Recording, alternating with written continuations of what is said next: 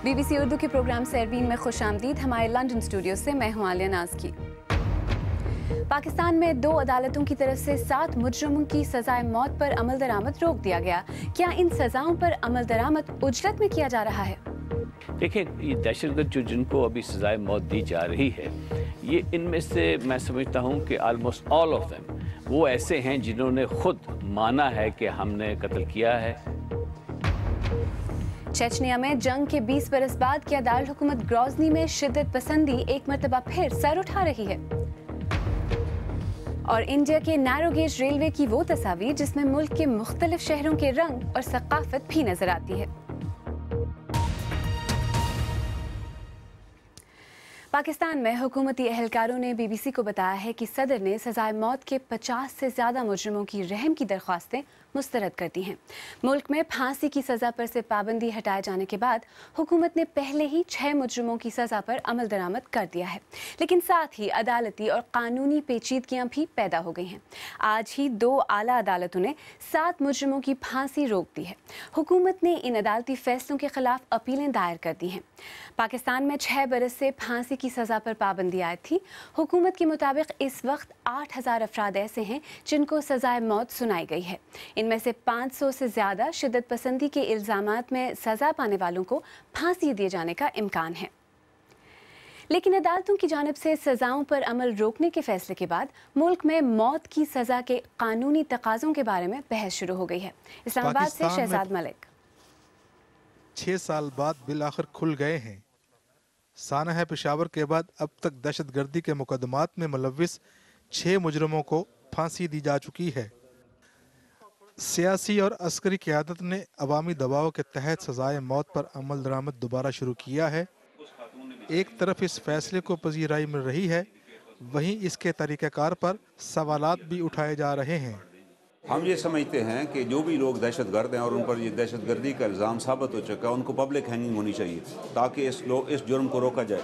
लेकिन हम इसके साथ साथ ये चाहेंगे कि ड्यू प्रोसेस ऑफ लॉ, कानून के तकाज़े पूरे किए जाएँ। हम ये नहीं चाहेंगे कि फ़ौजी अदालतें बनाई जाएँ और लोगों को बगैर किसी कागज़ के, बगैर किसी चार्जशीट के खुफिया तौर पर उनके ट्रायल करके सज़ाए मौत दी जाए। ये मर्डर है। मुख्तलिफ हलकों की तरफ से शिद्दत पसंदी का मुकाबला करने के लिए सजाए मौत की बहाली को तनकीद का निशाना बनाया जा रहा है। सरकारी अदाद-ओ-शुमार के मुताबिक मुल्क भर की जेलों में इस वक्त 8000 के करीब ऐसे कैदी मौजूद हैं जिन्हें मौत की सज़ा सुनाई गई है। इंसानी हकूक़ की तंजीमें हुकूमत की तरफ से इन सज़ाओं पर फौरी अमल दरामद को एक इंतकामी कार्रवाई करार देती हैं और उनका कहना है कि दहशतगर्दी के खात्मे के लिए कवानीन को मज़ीद सख्त बनाने और इन पर अमल दरामद करवाने की ज़रूरत है। अब तक सजाए मौत पर अमल दरामद सिर्फ उन चंद मुकदमात पर हुआ है जिनके फैसले फ़ौजी अदालतों ने किए हैं।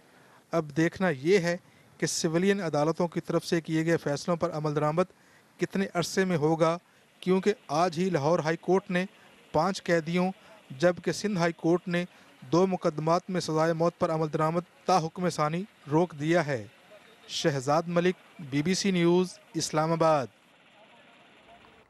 इसी बार में अब से कुछ देर पहले मैंने पाकिस्तान मुस्लिम लीग नून के तर्जुमान तारिक अजीम से बात की और उनसे पूछा कि क्या सिर्फ फांसियों से मुल्क में शिद्दत पसंदी और पुरतशद्दुद हमलों में कमी आ जाएगी और हुकूमत के इस फैसले का फौरी हदफ है क्या? देखिए, कोशिश तो यही है कि दहशतगर्दी को ख़त्म किया जा सके और हम समझते हैं कि जो ये मॉरिटोरियम रखा गया था फांसियों पे, इसकी वजह से इसमें कमी नहीं आई बल्कि इसमें शिद्दत आ गई है। अब ये लोग जो हैं हमारे दहशतगर्द कुछ अपने सेल्स से बैठ के अपना पूरा नेटवर्क को चला रहे थे और कुछ को ये उम्मीद थी कि कभी ना कभी उनको रिहा भी कर दिया जाएगा, तो ये एक डिटरेंट की बजाय ये इनको इनकरेजमेंट मिल रही थी और बहुत सारे हमें दबाव भी था, स्पेशली 16 दिसंबर के बाद जो यहाँ पे सानिया हुआ पेशावर में। उसके बाद जो लोग पहले इसके हक़ में थे कि इस पर फांसी नहीं दी जानी चाहिए, चूँकि इसमें अंदेशा रहता है हमेशा कि शायद इसमें गलती भी हो सकती है, कोई मासूम भी अपनी जान से हाथ धो बैठता है। लेकिन अब हर तरफ से ये आवाज़ उठ रही है कि इनफ इज़ इनफ और हमें जो है एक्सट्रीम स्टेप्स भी लेने पड़े तो हम लेंगे। आपने आलमी और कौमी गैर सरकारी तंजीमों का जिक्र किया, उन्हें जो तहफ़्फ़ुज़ात रहे हैं सज़ाए मौत के बारे में वो तो अभी बरकरार हैं कि इन मुकदमात में इंसाफ के तकाज़े पूरे नहीं हुए। आप उनकी तसल्ली कैसे करेंगे? देखिए, ये दहशतगर्द जो जिनको अभी सज़ाए मौत दी जा रही है, ये इनमें से मैं समझता हूँ कि ऑलमोस्ट ऑल ऑफ देम वो ऐसे हैं जिन्होंने खुद माना है कि हमने कत्ल किया है, हमने इस पे दहशतगर्दी की है, और बल्कि कई तो उनमें से फ़ख्र महसूस करते हैं कि हमने किया है। और अफसोस ये है कि इस्लाम के नाम पे वो बात करते हैं और लोगों को मिसलीड करते हैं कि इसमें ना तो इस्लाम का वो किसी तरह इस्लाम की कोई सर्विस कर रहे हैं, ना पाकिस्तान की सर्विस कर रहे हैं। अब तक जिन 6 लोगों को सजाएं दी गई हैं वो सब फौजी अदालतों से सजा याफ्ता थे, इसकी कोई ख़ास वजह? देखिए जी, इनको बस ये था कि उन्होंने सज़ा दे के सिविलियंस के हवाले कर दिया हुआ था, और इसमें चूँकि कोई शक व शुबे की बात नहीं थी।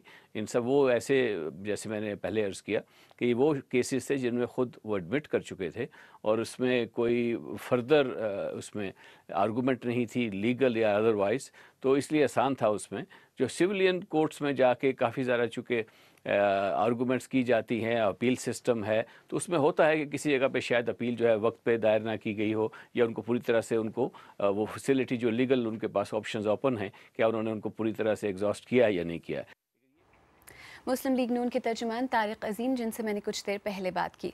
आइए अब देखते हैं कि इस बारे में हमारे सोशल मीडिया सफ़ात पर क्या कहा जा रहा है। अमजद अली आराइन लिखते हैं, इन मुजरिमों के हुकूक हैं और जिनको वो मारते हैं उनके कोई हुकूक नहीं। इन दहशतगर्दों को सज़ा मिलनी चाहिए।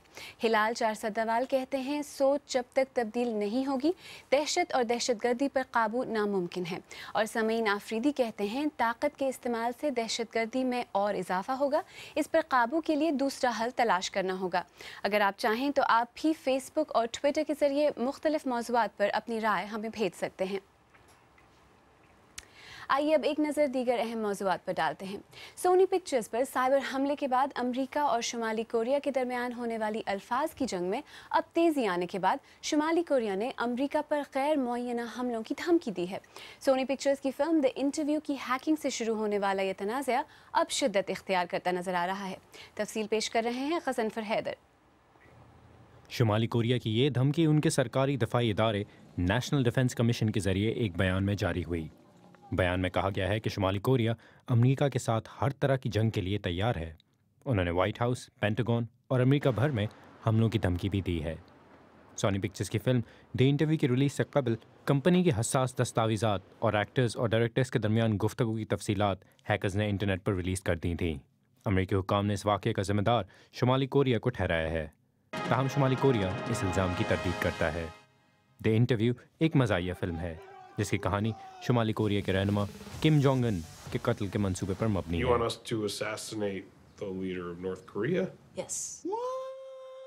अमेरिका में सिनेमाओं को हैकर्स की तरफ से मिलने वाली धमकियों के बाद सोनी पिक्चर्स ने द इंटरव्यू को क्रिसमस पर नुमाइश के लिए पेश करने का फैसला मनसूख कर दिया था, और अब कंपनी इस फिल्म की नुमाइश के लिए मुतबादिल प्लेटफॉर्म्स पर गौर कर रही है। सदर बराक ओबामा ने हालिया बयान में कहा है कि अमेरिका शुमाली कोरिया को दोबारा दहशतगर्दी के मावन ममालिक की फहरिस्त में शामिल करने का सोच रहा है, और तहकीकात मुकम्मल होने के बाद अमेरिका इस वाक़े का भरपूर जवाब देगा। शुमाली कोरिया ने अमेरिका को इस वाक़े की मुश्तरका तहकीक की पेशकश की थी, ताहम अमेरिका ने इसे रद्द कर दिया है। Ghazanfar Haider, BBC news. America का शुमाली कोरिया को हैकिंग के वाक़े का जिम्मेदार ठहराने के बाद शुमाली कोरिया के पड़ोसी मुल्क जनूबी कोरिया ने अपने जौहरी तवानाई के प्लांट पर साइबर अटैक के खतरात के पेश नज़र प्लांट की साइबर सिक्योरिटी को टेस्ट करने का फैसला किया है। ये फैसला प्लांट पर साइबर अटैक की खबरों और धमकियों के बाद किया गया है।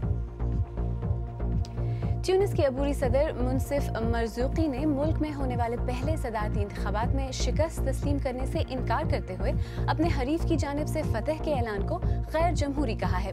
1956 में आज़ादी हासिल करने के बाद पहली बार ट्यूनिस के शहरियों को वोट डालने का मौका दिया गया। स्पेन के बादशाह फिलिप शुशम की हमशीरा शहजादी क्रिस्टीना पर टैक्स फ्रॉड के इल्जामात लगने के बाद अब उन्हें अदालती कार्रवाई का सामना है।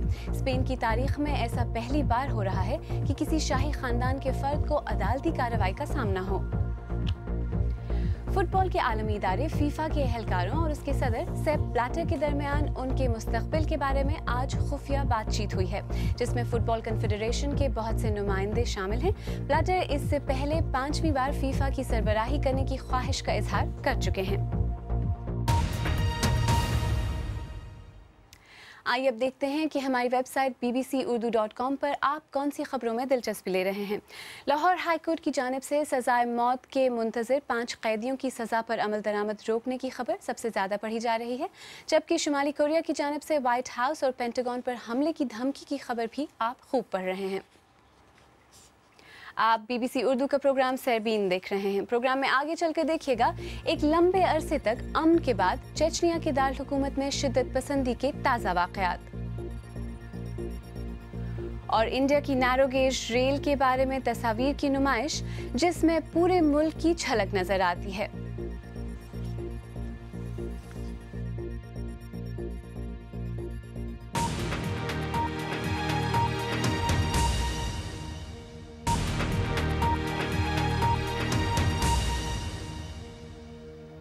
BBC उर्दू के प्रोग्राम सरबीन में एक बार फिर खुशामदीद। मैं हूँ आलिया नाज की। रूस से अलहदगी के लिए चेचनिया में शुरू होने वाली जंग को 20 बरस गुजर गए हैं। जंग खत्म होने के बाद दारुल हुकूमत ग्रोज़नी के एक बड़े हिस्से को दोबारा आबाद किया गया, लेकिन हाल ही में पेश आने वाले शिद्दत पसंदी के वाक़यात ने इस जंग के ज़ख्मों को एक बार फिर ताज़ा कर दिया है। दिसंबर के अवाइल में सरकारी फ़ौज और शिद्दत पसंदों के दरमियान होने वाली लड़ाई में 11 अफराद हलाक हो गए थे। ओलेग बोल्दरेव की रिपोर्ट पेश कर रहे हैं आदिल शाज़ेब।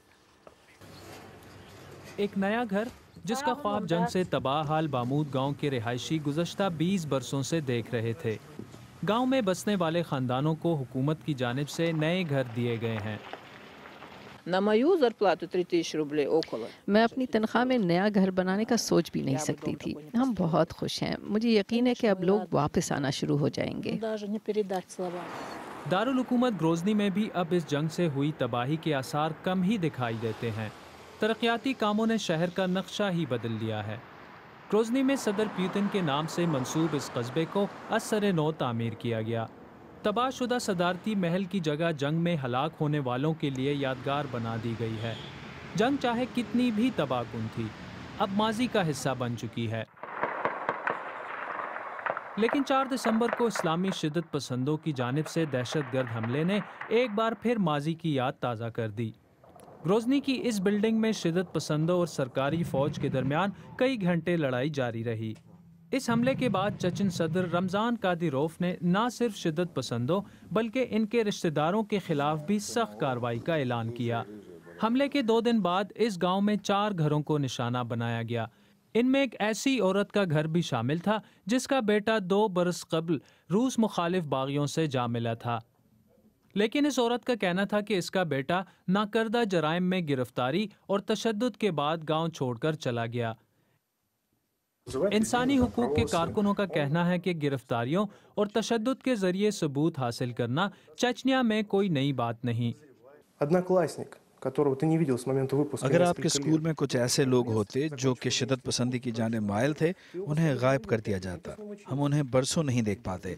आपको पूछगछ के लिए उठा लिया जाता है और उसका कोई रिकॉर्ड ही नहीं रखा जाता। सरगे बाबिनेट्स के दफ्तर को सदर कादिरोफ के उस बयान के बाद जला दिया गया जिसमें उन्होंने इंसानी हुकूक के कारकुनों पर शिद्दत पसंदों की हिमायत का इल्ज़ाम लगाया था।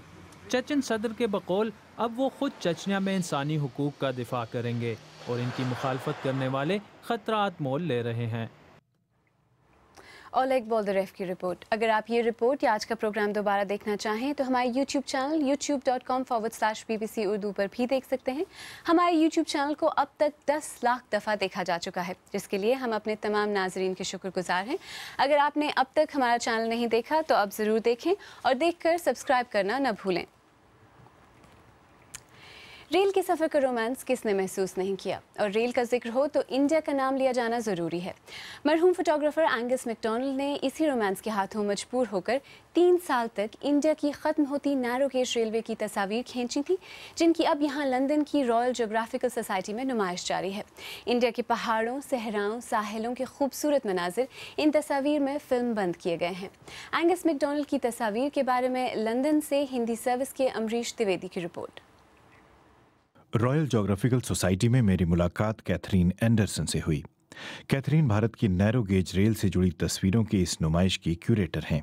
लेकिन कम लोग जानते हैं कि कैथरीन मरहूम फोटोग्राफर एंगस मैकडोनाल्ड की प्रेमिका हैं और उन्हीं की बदौलत एंगस का नाम और काम आगे बढ़ रहे हैं। जिसे आप चाहते हैं उसे खोने के बाद आप उसकी विरासत कायम रखना चाहते हैं, लेकिन ये सिर्फ माजी से जुड़ी हुई बातें नहीं बल्कि इनमें मुस्तकबिल की भी झलक है।